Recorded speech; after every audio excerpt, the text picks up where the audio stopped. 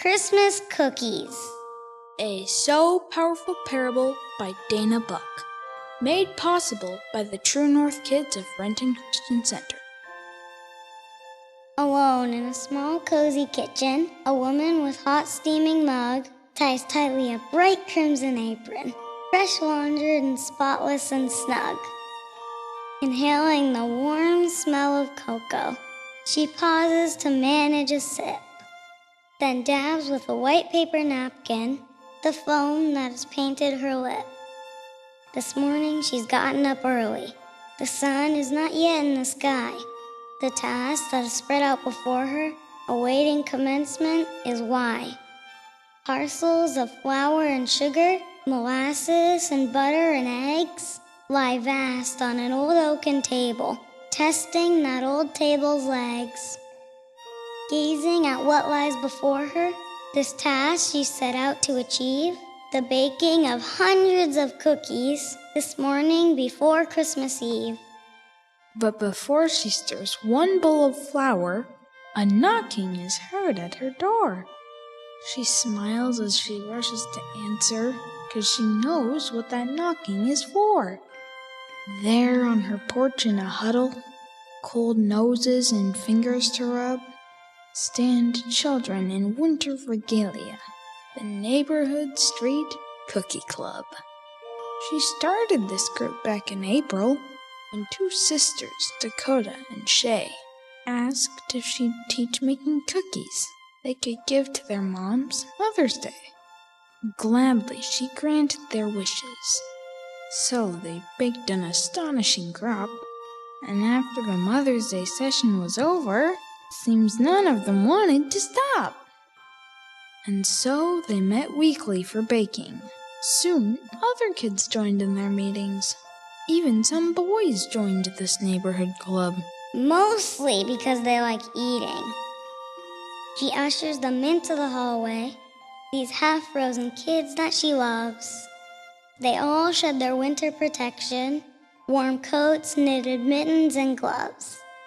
Then into the kitchen for cocoa that thaws out their tummies and hands, all gape at the bowls and containers, cookie sheets in the mixer and pans. For Our Lady, it's sacred tradition, an effort she loves to employ. This custom of baking and then decorating, these symbols of sweet Christmas joy. First comes a batch of molasses. A whiff of their scent is superb, followed by dozens of tassies. Their center, a tart lemon curd. Snowballs are next from the oven, and given a dusting of white, she sets them to cool on the counter with obvious pride and delight. Oatmeal and snickerdoodles are blended and baked in their turn, each with a light coat of butter, a trick from her mother she'd learned. Then after a batch of biscotti is placed in a round metal tin, they set to her favorite creation, an army of gingerbread men.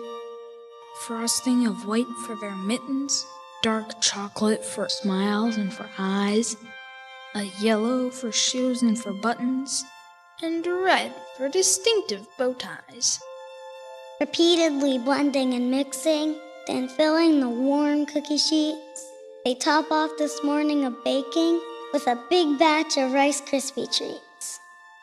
There in the midst of their output, as she marvels at what they have done, a memory suddenly beckons. She thinks back to a time she was young.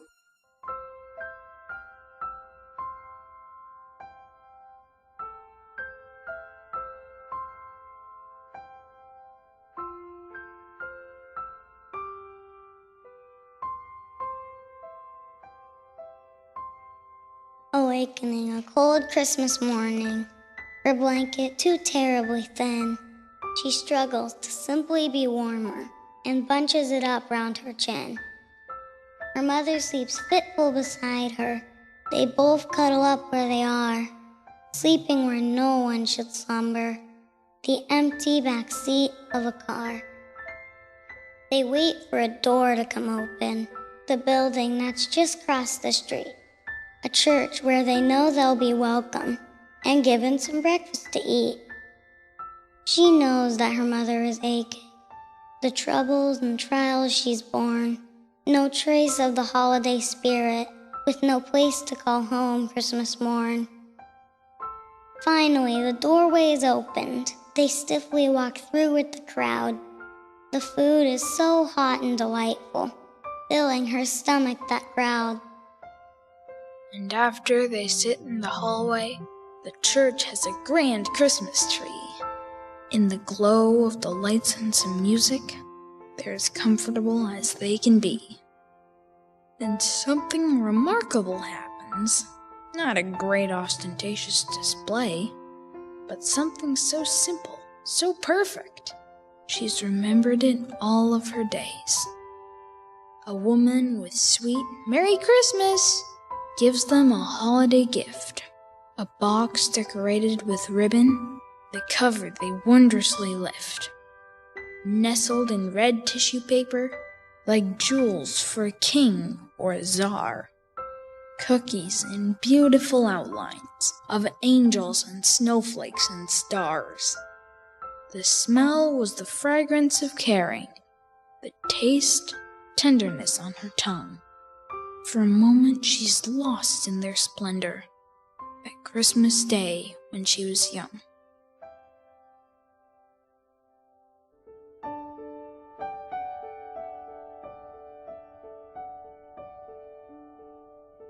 That memory still charms and delights her, as keen recollection awaits.